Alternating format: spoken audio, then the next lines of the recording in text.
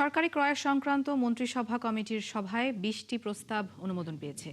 গ্যাসের চাহিদা মেটাতে সিঙ্গাপুরের আরামকো এবং গানভোর ট্রেডিং থেকে ২ কার্গো এলএনজি আমদানির সিদ্ধান্ত নিয়েছে সরকার, যাতে ব্যয় হবে ১,৩৫৫ কোটি ৮২ লক্ষ টাকারও বেশি।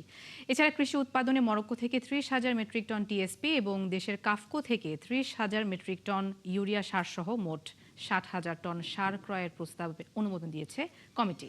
পাশাপাশি ৪ কোটি লিটার ভোজ্য তেল এবং ২২,৫০০ মেট্রিক টন মসুর ডাল কেনার সিদ্ধান্ত হয়।